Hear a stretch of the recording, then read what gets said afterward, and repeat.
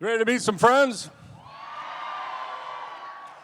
Coming back to the mound after sitting out the 2025 season, San Diego native, the one, the only, Joe Musgrove.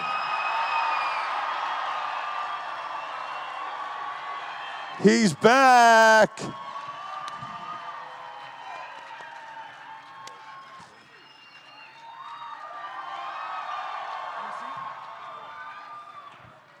We just locked him up in the offseason. We're so excited to have him back. Welcome back, Michael King.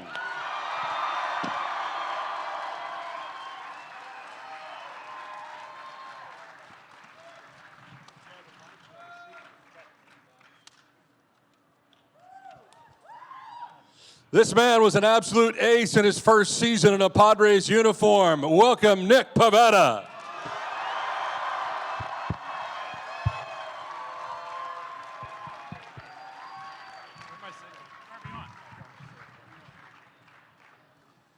This guy is absolute heat and so much fun to watch. Radars beware. Let's hear it for Mason Miller.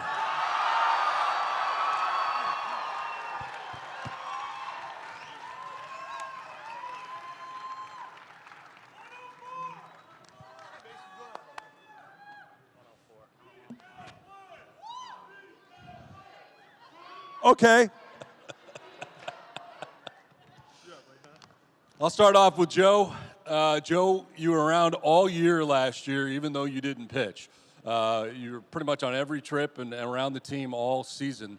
It had to be very difficult for you to be away for the whole year and not compete. Yeah, I mean, I think selfishly I didn't want to miss out. You know, I love being around the guys. I love the atmosphere of the clubhouse. I love the travel. You know, I love everything about it. So I didn't want to have this feeling of returning this year and feeling like I've been, distant from the game for a year and try to get my feet back into it and, get used to the flow of game and, the camaraderie in the clubhouse. But yeah, it was difficult. I think the hardest thing is, as a pitcher, you work all week long to get one day on the field. And, in my case, I was working all year long with never having that chance to get on the field and kind of let everything out and show a little bit of what I was doing. So, I wouldn't change anything about it. I'm glad I stayed with the team and got to experience the year as a whole and, learn some new teammates. But yeah, it was difficult not getting that, that release every fifth day to get the competitive juices out. Joe, a former teammate is now your manager, Craig Stammen. Yeah. It's a different dynamic. How do you go about this and your relationship with Craig? And what type of leadership roles does he possess as being manager now? Yeah, Craig's one of the best people I know. Great baseball player, knows the game really well, incredible teammate. But I think where Craig's going to, really excel in this role is the lack of selfishness that he has. I don't think Craig's a guy that's always looking to be the one that's getting praised for making the right decisions. He wants to make sure that the decision is right before it falls into, him making that call. So I think him being in a managing role for the first time and relying on his coaching staff that he has around him to help him make decisions. I think that empowers the staff as well. So I think the preparation from everybody that's under him is going to be on another level, knowing that, Craig's going to be calling on those guys in the middle of the game for decisions. And I think the relationship that we have with him, myself getting to play with him for a couple of years, I think it's going to be a very open door and communication back and forth between the manager and the players. And that's always the most important thing for a manager, is to win over your clubhouse and feel like you have the trust of your guys. And, I think he's off on a good foot. Michael King, you're back. It's great to see you back, my friend. What were some of the reasons you decided to return? I mean, clubhouse is awesome to walk into. I just said it the other day that A.J. Preller probably is the main reason, because I know every year that I'm here, he's going to put a winning unit out there. And I wanted to win throughout the entirety of my career, and that was the easiest decision for me. And then when you think about quality of life, you're in Petco Park with these fans, with this weather, the pitcher's park. It was pretty easy. Michael, elaborate on that, because you see the love and the joy right here from the brown and gold fans.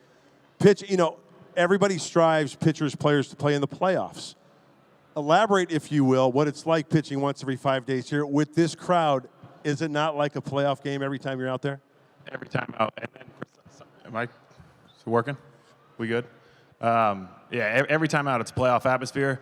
and then somehow in the playoffs, you guys amp it up even more. So the adrenaline rush from the playoffs is definitely what gets you through the grueling season. And then once that playoff adrenaline hits, there's nothing like it. Nick Pivetta, first season under your belt. Tremendous year last year. First year in a San Diego Padres uniform. What was it like pitching in front of these fans last year? Yeah, it was extremely special for me. I mean, you see it today with how everybody showed up here in this great weather. I would like to just thank everybody being here. It's extraordinary. And these fans are the reason why I do it, and it's the reason why I feel like I succeeded so well, because I could show up. And I go out there and I do everything I can because I know these fans show up every single night. And to put my best foot forward for my first year, it's very special for me, and I just look forward to continuing to do so. Nick, Joe, Musgrove know this. All you guys know this now from playing in San Diego, but playing in different venues in different cities that you have. Talk to the fans about what it's like to pitch in San Diego, knowing that you get a start here in San Diego, there's probably not going to be a snow delay. There's probably not going to be a rain delay. I mean, for Nick Pavetta's psyche, knowing that you're going to start here at Petco Park, how does that help you as a pitcher pitching here in San Diego? Yeah, I mean, the weather is one thing, but I think just the overall energy is the thing that drives me the most. Just showing up and seeing all the faces, all the fans, you don't see any seats, you just see people in the stands, and I think that's what's most important. But, the weather, you don't have to go over to the East Coast and deal with that at the beginning of the season. You get to come here and just enjoy baseball for what it is. Mason Miller, your first year in San Diego, and it was absolute pleasure to call your games, your performances. What was your first experience like here in San Diego in front of these fans? Well, the pleasure was all mine. It started from walking in the clubhouse, being welcomed immediately, being a part of a special group, and to running into my first appearance and hearing how loud these fans are and how they're there with you with every pitch, every game, every time we come out here, you guys are here. So just a really, really big honor for me to put on the jersey and be a member of the Padres. Mason, be honest. Be honest with your teammates and Donnie and I and the brown and gold faithful here. West Sacramento, San Diego. Come on. The energy level, is it... How do you, come on, be honest with us. I've pitched in front of a lot of fans before, but never a lot of fans that were cheering for me. So that first time that I came in, that was awesome. Well, thank you. I do. Good answer. I do have a pitching question. This game of baseball is very, very hard, but yet with your stuff, it seems to look easy. What's your mentality when you go out there from each, is it each pitch? Is it the scouting report? Is it you want to punch everybody out? What is Mason Miller's MO every time you step on the mound to give these fans an idea what's going through your head? Because everybody loves the strikeout. The strikeout is sexy. It's great. Donnie and I love it. What's it like for you on the mound? Every pitch has a purpose, and I'm trying to win every pitch. It's a competition between me and that guy in the box, and I know I got one guy calling pitches behind the plate, 7 more guys behind me. So, it's us versus them, and I want to put my best foot forward every time. Immaculate inning last year. I mean, I feel like every time you step out on the mound, there's a chance we may see it that day. But what was that like for you? Special. I've thrown a lot of innings in my career, from little league to the big leagues. That's the first time that's ever happened. So. Did you know you had it going in that immaculate inning? I thought I did, and then I threw the 9th one, struck him out, walking off the field, and I'm like looking around, making sure that it was 9, and I didn't miss one. You know what the ironic thing about that was? How many people watched that game, by the way? Right. How many people were here in attendance during that? It's great. So the thing is, Donnie and I have the ability. We watch it on TV because we have monitors up there. There was only one pitch that inning that was like a legitimate strike. But my point being, his nasty slider is so devastating, it looks like it's going to be a strike, then it was out of the zone. It goes to show you the kind of stuff that Mason Miller possesses. That was awesome to watch. Thank you. Seems like the pitching staff as a whole is a very solid core group of people, and you guys all seem to get along really well. The bullpen, outstanding out there, and is successful to say the least. But it appeared from afar last year, from our vantage point, that Mr. Pavetta, Mr. King, you guys became pretty tight last year, it appeared, at least from where we sit. Is that the case? Yeah, I think for me, when I showed up here, the guys were really kind to me and really good. But I was sitting next to Mike, and we kind of just we talked a lot, and Joe is a part of a lot of those conversations too. But I enjoy being around Mike. He's a good friend of mine. It's pretty good. He gives me a hard time all the time, but I enjoy it. Go ahead, Michael. Did you want to retort to that? Well, Nick's easy to give a hard time, but the thing is, and when I first got introduced to the Padres, it was Joe that kind of took me in, made sure that I was a big part of the team and could bounce back from a bad outing or carry over a good outing to the next. And then when we brought Nick in here, it felt like both of us were able to do that to Nick, and he just understood the chemistry that we had and what we were fighting for. And so he fit right in and then took it away with a Cy Young season. One of the things I love as far as team chemistry is when either it's Nick or Joe or Michael who are starters. I like how everybody gathers around the bullpen when you guys are taking your warm-ups prior to the game. To me, that might not seem, this is team unity, and this is guys pulling for one another. Talk about that, what that means to you to see your teammates, and then walking in together, too. I think that's really special. Yeah, I think as starters, like I said, we play once every 5 days, and, everyone's on a different routine based on where you're at in your schedule. And on a start day, I think everyone that is pitched in the starting role understands the nerves that you go through and, the anxiousness and just what it takes to prep and get ready for a game day. And I think we want to make sure that our starters know that we're there with them. It's very easy on a day that you're not pitching to check out and, play some ping pong or hang out in the food room and, roll out there right around first pitch. But I think it's impactful to be out there. I know when I'm on the mound and I'm warming up for a game, having all my dogs behind me, being out there 30 minutes early and kind of going through that with me and sharing those same emotions and feelings that you're going through on a start day is really important to have that behind you. And talking with you, And in talking with you last year, Joe, even though you did not pitch, you were part of game planning and getting ready, and it seemed like you just didn't want to get rid of that part of your game, even though you couldn't pitch. Yeah, again, selfishly for me, it was a way for me to kind of keep up to date with the trends of the league and, what guys around the league are doing. I sat a lot with Pete and Ruben, went over game plans for other pitchers so I can try to help, make an impact on them. And it's a hard position. I don't want to feel like I'm the guy coming in, trying to become a coach now and tell you what you need to do and where you need to be. But, I got a lot of experience in the game, and I've, fallen on my face plenty of times. So, just trying to be there to pick guys up and remind them that, hey, there's another day ahead.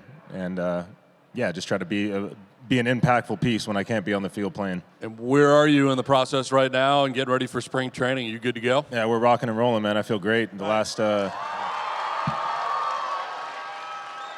there's a lot of up and downs throughout the whole rehab. Stretches where I felt really good and I thought I was starting to take off, and then I'd get reminded that I'm still going through a rehab, and I would, take a 2-week dip and kind of struggle for a little bit. So it was a lot of ups and downs, but, the postseason closing in on me last year, I was getting really close to making an appearance, and I would have loved to pitch last year, but I think it's better that I didn't have to get in there a little bit early. I was able to finish out my rehab, and I feel really strong and healthy right now. Well, spring training, obviously, that's great news, Joe. We're really happy for you. To get the rock every 5th day, Java Joe, right? Spring training is upon us. Also on the docket this year is the WBC. Representing the red, white, and blue of the U.S. of A. will be Mason Miller, WBC. Tell us about your experience when you got news that you're going to be pitching for the old red, white, and blue.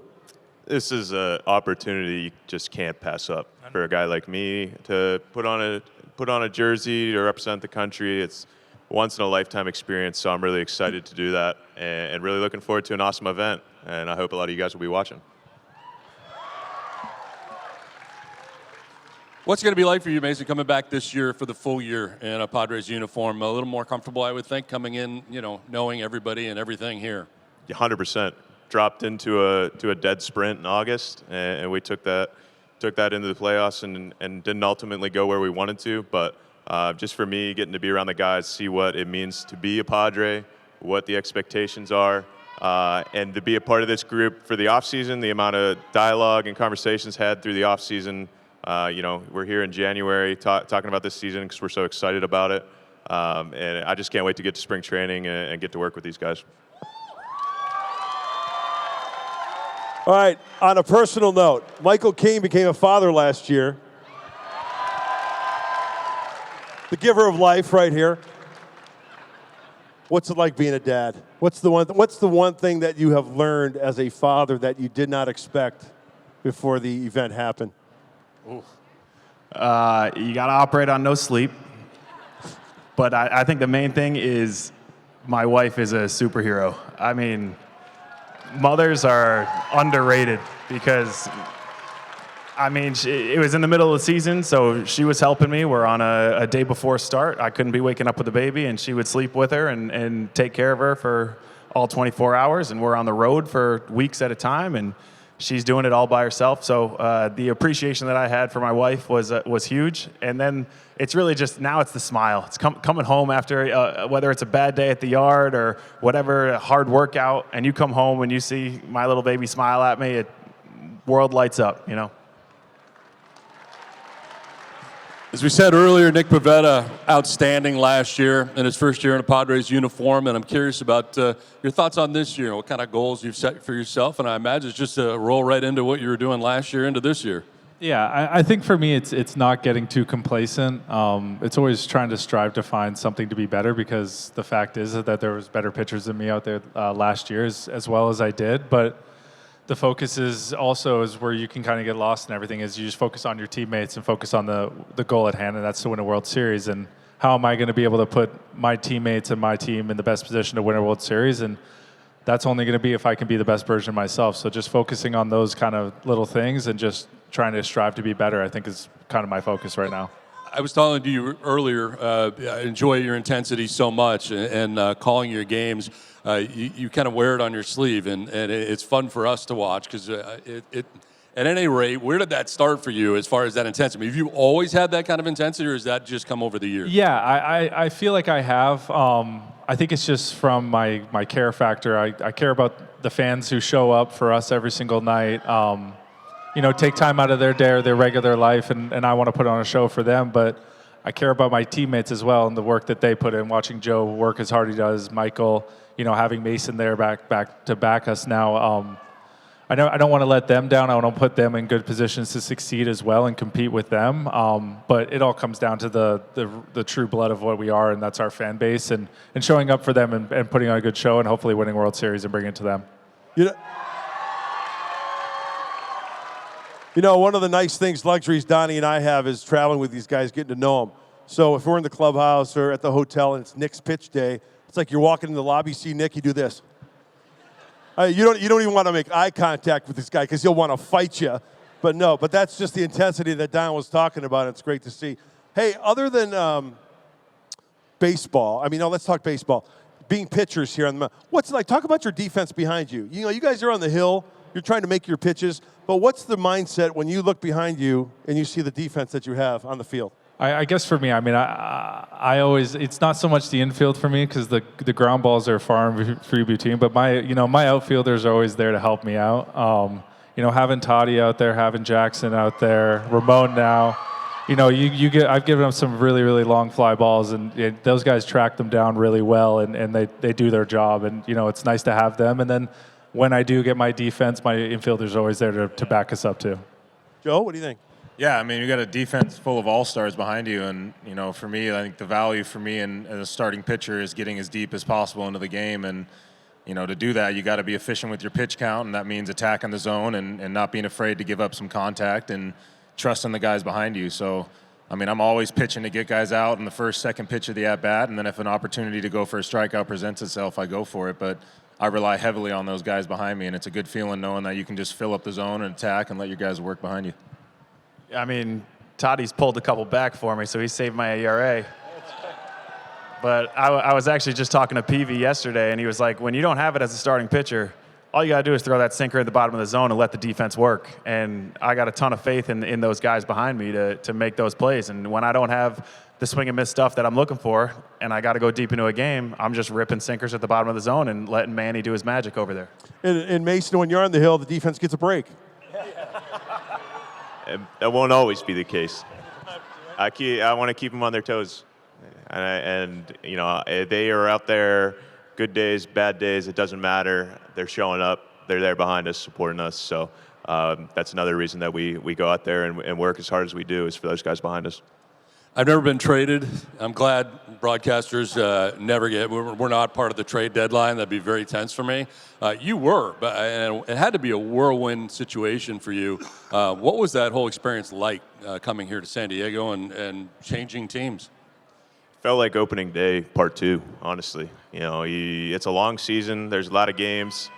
Easy to get lost in that sometimes, but showing up and being welcomed, like I said, to this team, to this fan base in this city, it made it super easy for both me and my wife adjusting to a new place and new goals and new realities. So we're just truly blessed to be in this city, be with this team, and I couldn't be more thankful.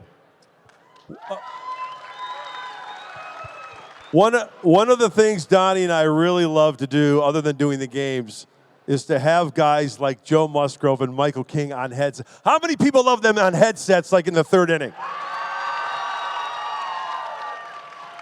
Nothing is greater for Don and I when we have fun with Joe because they started. Nick, have you ever been on with us before? Well, No, not yet. do you want to come on with us? Sure, why not? Sure, Anytime. But talk about, I mean, you guys are in the, you got 4 days to work on your craft and then a little, downtime.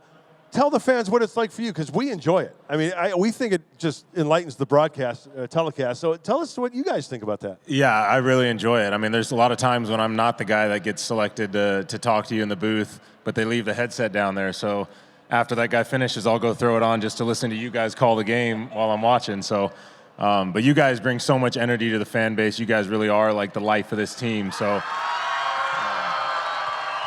Yeah, any chance we get on with you and hopefully give you guys a little bit of perspective and insight into what we're thinking and why we're doing what we're doing out there, kind of make sense of some things for you guys.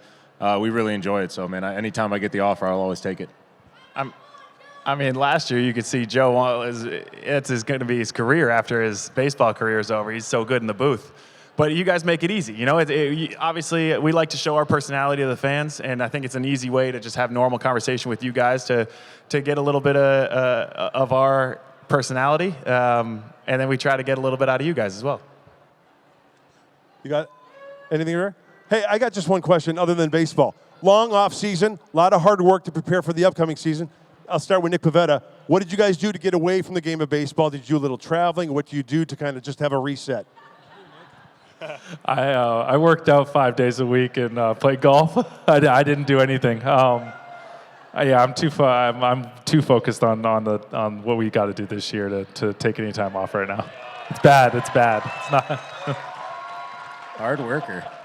Yeah, I mean, very similar for me. I was kind of on the back end of my rehab, so not many vacations necessarily, but I got a Sprinter van and I love camping, so for all my locals, I hit up San Alejo quite a few times, spent a few weekends there. But yeah, mainly just weekend camping trips and then back in the gym. With the baby, it was tough to get out, but we did have a wedding in Barbados, and we made sure that we got away for a little bit. So we had a little couples trip to Barbados, but that was the only time away from the family and from working out. Couple weddings, but like you guys said, the off season isn't a time for a break. It's time for us to work on our craft, and we've been working hard, and we're excited to get back and be together and be in front of you guys again. Well, we cannot wait to see all of you guys pitching this year in 2026, and we thank you so much for being here. How about another big hand? Joe Musgrove, Michael King, Nick Pavetta, and Mason Miller.